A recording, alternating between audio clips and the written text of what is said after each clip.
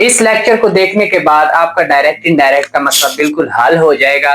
देखें, डायरेक्ट और indirect speech, इनको जानने के लिए आप इन तस्वीरों को थोड़ा सा गौर से देखें। अब ये एक तस्वीर है, इस आदमी का नाम हम रख लेते हैं अली और इसका नाम हम रख लेते हैं हसन। ओके, ये दो शख्स हैं। तो डायरेक्ट स्पीच क्या होती है? डायरेक्ट स्पीच, जब अली कोई हसन से बात करेगा तो हम इसको कहेंगे कि ये इसने डायरेक्टली बात की है। अली ने हसन से कहा तो हम कहते हैं कि अली सेड टू हसन। अली ने हसन से कहा, क्या कहा? आई एम इल, कि मैं बीमार हूं। अली ने हसन से कहा कि आई एम इल, मैं बीमार हूं। तो इसने इससे डायरेक्टली बात की, इसको हम कहेंगे डायरेक्ट स्पीच।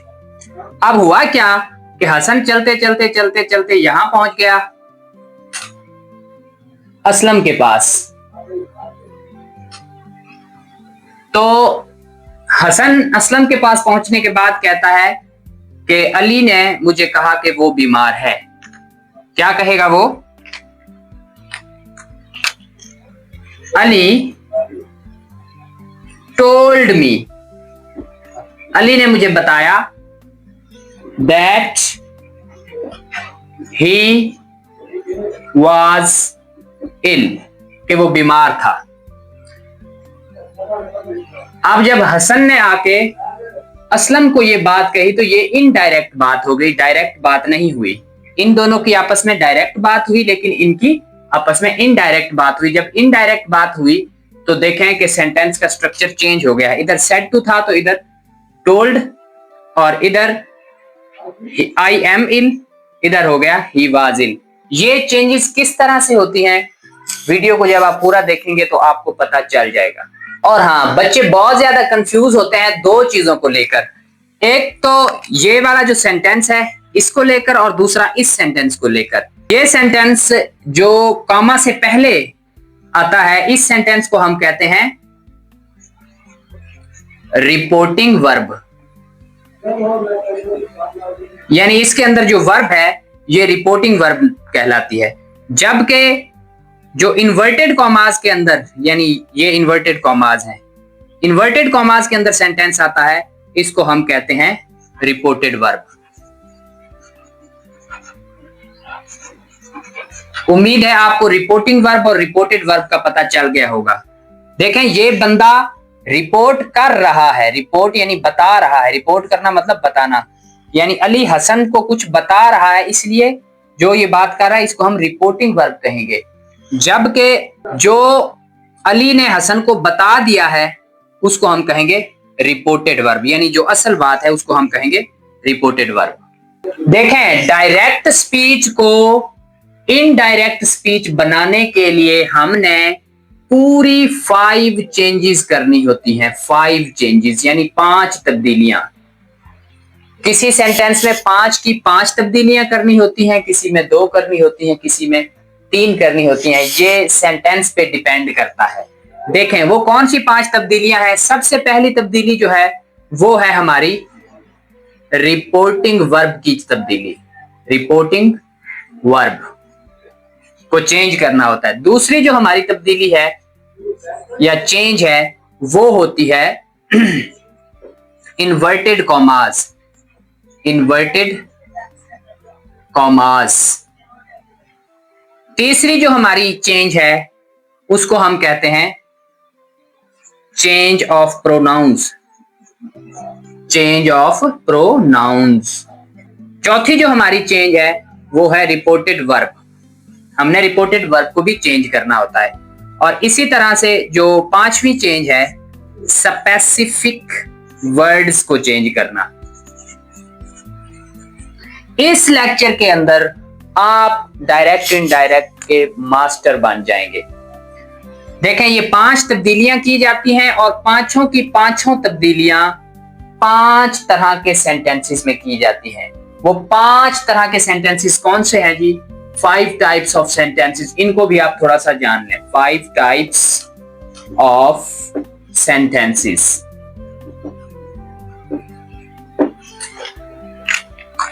सबसे पहली टाइप जो सेंटेंस की है वो है असर्टिव सेंटेंसेस।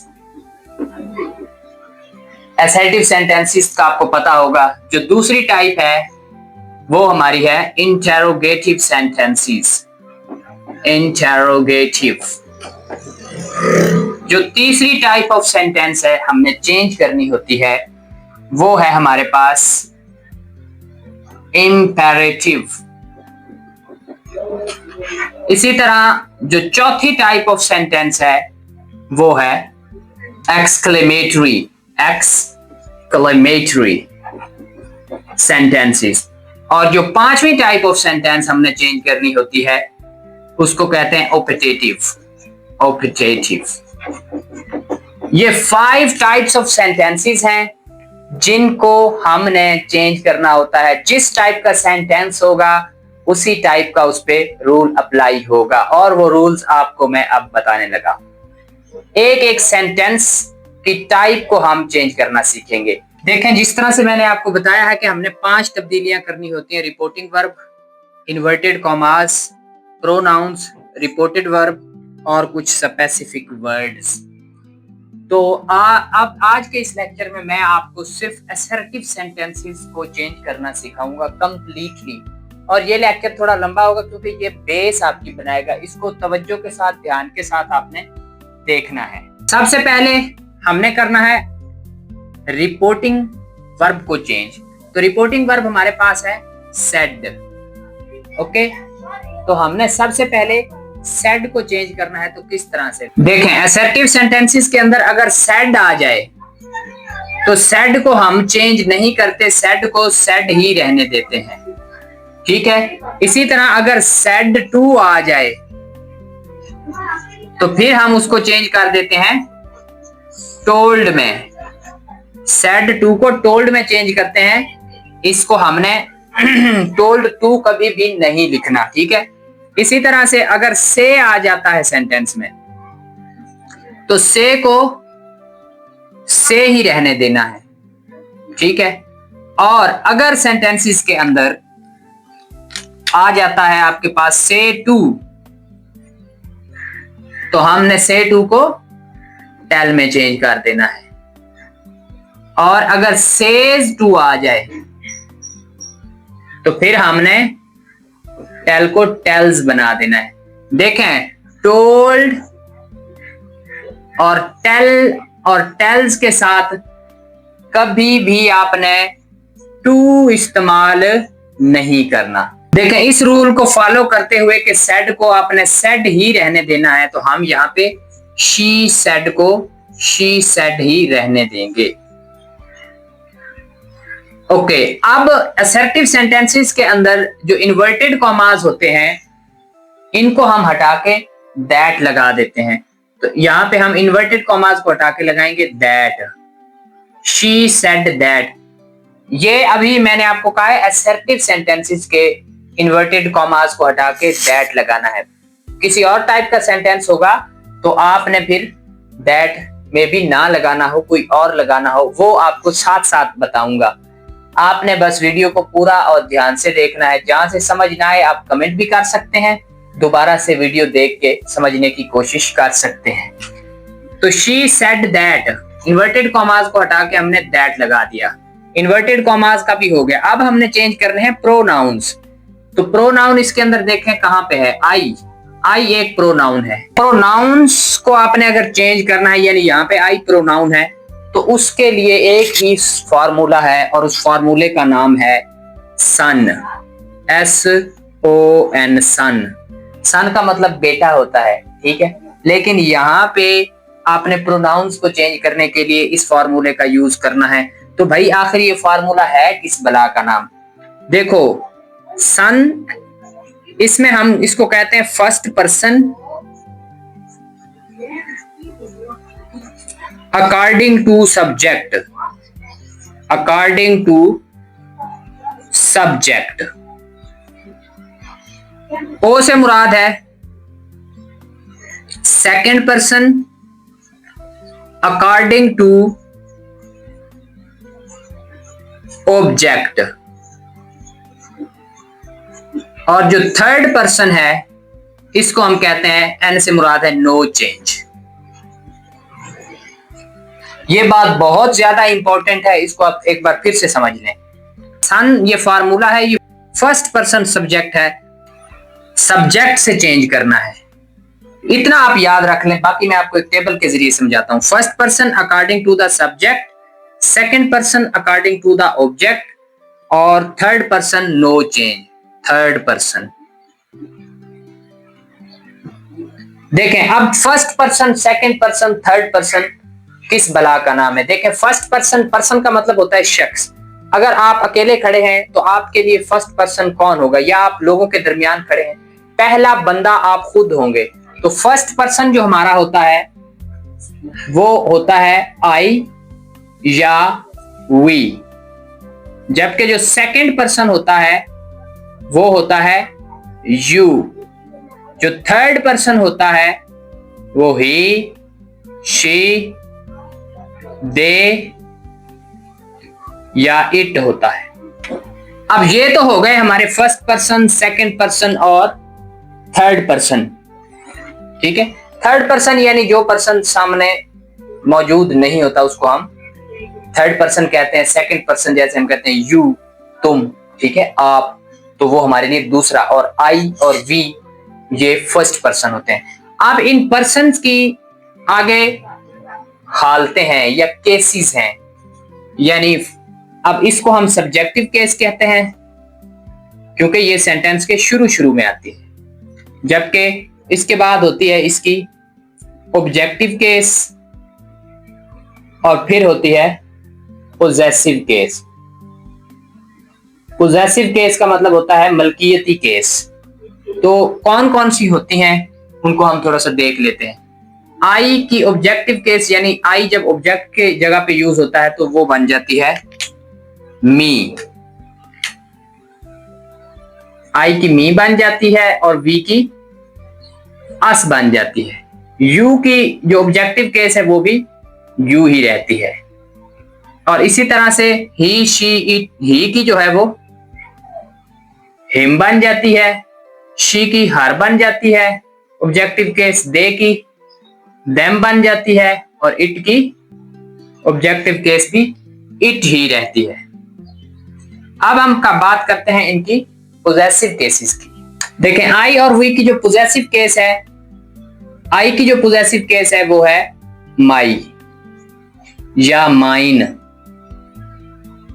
और जो वी की है वो है आर या आर्स, यू की योर या फिर योर्स। इसी तरह ही, शी, ही की जो है वो है हमारे पास हिज, शी की पोजेसिव केस हर है, दे की देयर है, और इट की इट्स है। ये टेबल आपने अच्छे तरीके से याद करना है कि फर्स्ट पर्सन, सेकंड पर्सन और थर्ड पर्सन होता क्या है। First person, second person you, third person जो है ही नहीं। फर्स्ट पर्सन प्रोनाउन को चेंज करते हुए first person change according to the subject. तो आई हमारे पास कौन सा पर्सन है? फर्स्ट पर्सन है। First person change according to the subject. देखें, तो सब्जेक्ट हमारा शी है, तो फर्स्ट पर्सन की जगह पे, अब क्योंकि आई की जगह पे हम शी लगाएंगे। अगर यहाँ ही होता तो हम यहाँ ही लगा देते, अगर यहाँ अली होता तो हम यहाँ पर अली लगाते, क्योंकि फर्स्ट पर्सन को हमने हमेशा according to the subject change करना होता है। ठीक है, ये रूल है। एस से मुराद है first person change according to the subject. ठीक है, तो हम लिखेंगे आई की जगह पे शी। अब हमारे पास है रिपोर्टेड वर्ब। ये रिपोर्टेड वर्ब होती है, मैंने आपको पहले बताया था। रिपोर्टेड वर्ब अगर फर्स्ट फॉर्म ऑफ वर्ब है, directly first form of verb है, तो फर्स्ट फॉर्म ऑफ वर्ब को आपने सेकंड बना देना है।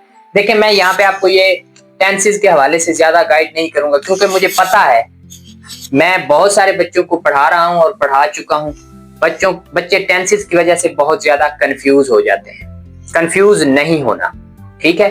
अगर आपको first person, second person, third person की समझ नहीं आती तो आप मुझे कमेंट करें कि सर हमें इस टेबल की बिल्कुल समझ नहीं आ रही। मैं आपको एक और भी आसान तरीन तरीका बताऊंगा जिससे आप इजीली सेंटेंसेस को कन्वर्ट कर सकते हैं। देखें, हम जो रिपोर्टेड वर्ब होती है, अगर वो फर्स्ट फॉर्म ऑफ वर्ब हो तो उसको हमने सेकंड फॉर्म ऑफ वर्ब बना देना होता है।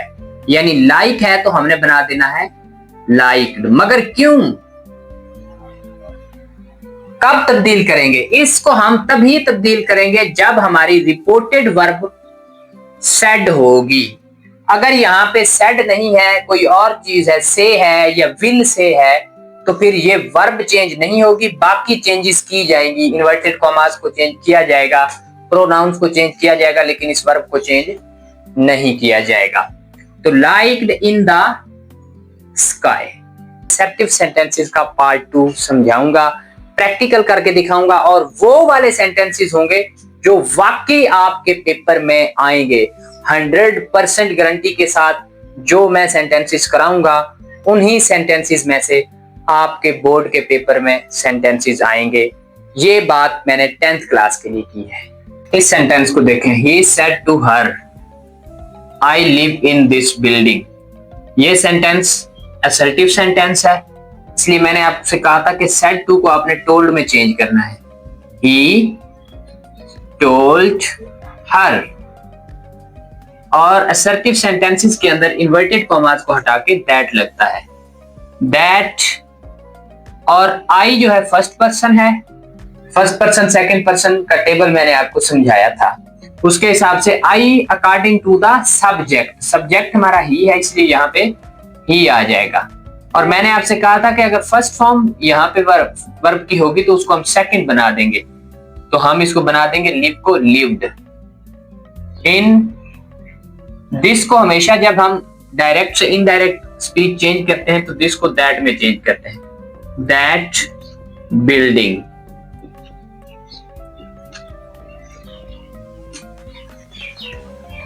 He said to her, he told her, I live in this building, that he lived in that building.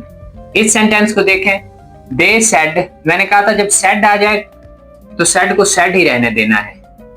Our teacher is on leave, assertive sentence है, तो said को said ही रहने देना है। They said, इन्वर्टेड कॉमास को हटा के that।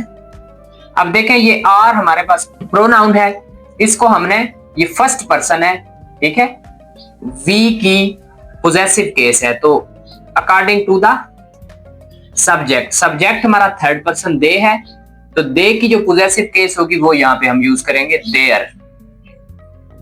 That there teacher. इसको हमेशा हम वाज में चेंज करते हैं। वाज ऑन लीव का ऑन लीव आ जाना है। Arif and Ayesha said to their mother, तो आरिफ एंड आयशा को सेम लिख देना है, Arif and Ayesha. Said to को चेंज करते हैं टोल्ड में। टोल्ड देयर मदर को देयर मदर ही रहने देना है। देयर मदर, अपनी अम्मी को उन्होंने कहा, इन्वर्टेड कॉमास को हटाकर दैट लगा दिया।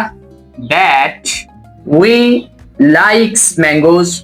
अब देखें, ये फर्स्ट पर्सन है, first person change according to the subject. अब सब्जेक्ट हमारा ये सारा का सारा आरिफ एंड आयशा सब्जेक्ट है, तो इसका अगर हम प्रोनाउन बनाए आरिफ एंड आयशा का तो वो बनेगा दे। तो यहां पे दे आना है, ठीक है। They likes first form of verb है तो लाइक्ड बन जाएगा। They liked mangoes. She said I am helping my mother in the kitchen.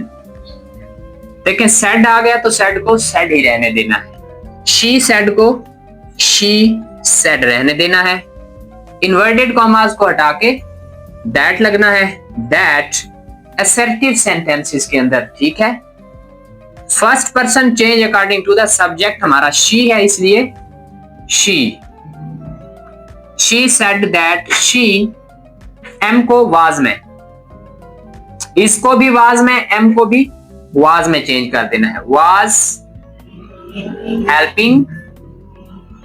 अब ये देखें, ये हमारा प्रोनाउन है, ये भी फर्स्ट पर्सन है, first person change according to the subject, subject third person है, ये फर्स्ट पर्सन है, तो इसकी जगह पे क्योंकि इसकी पोजेसिव केस है इसलिए थर्ड पर्सन की भी पोजेसिव केस यूज करते हुए शी वाज हेल्पिंग, तो शी की जो पोजेसिव केस है वो क्या होगी,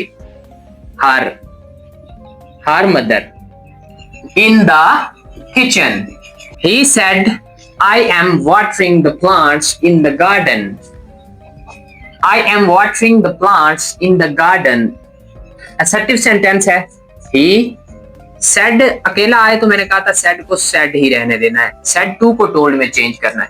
ही सेड, आई है हमारा first person change according to the subject, he है, ठीक है, लेकिन इससे पहले इन्वर्टेड कॉमास को हटा के दैट लगा लें, दैट ही, एम को मैंने ऊपर भी अभी हमने चेंज किया है वाज में, he was watering the plants in the garden. He said, I am sewing mother's shirt. He said, I am sewing mother's shirt. तो he said को he said ही लिख देना है, इन्वर्टेड कॉमास को हटा के आपने that लगाना है क्योंकि ये एक assertive sentence है। That I first person change according to the subject, subject is he, so he, M को मैंने कहा था was में चेंज करना है, he was sewing mother's shirt को mother's shirt ही लिखना है, mother's shirt। He said they are not doing their duty well. He said, ये भी assertive sentence है, said आ जाए तो said को said ही रहने देना है। He said, inverted commas को हटा के that, ये अब थर्ड पर्सन है, they प्रोनाउन है, थर्ड पर्सन है, थर्ड पर्सन नो चेंज आपने पढ़ा था, दैट दे, आर को वर में चेंज करते हैं, दे वर नॉट डूइंग, अब ये भी थर्ड पर्सन है इसलिए no change, their duty well.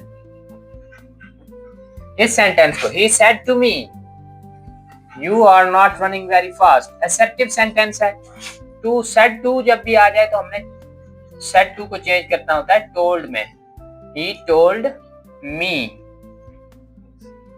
Inverted commas को हटा के हमने लगाना है दैट, और हमारे पास प्रोनाउन है यू, यू एक सेकंड पर्सन है, second person change according to the object, object ये वाला जो कि हमारी रिपोर्टिंग स्पीच का ऑब्जेक्ट होता है।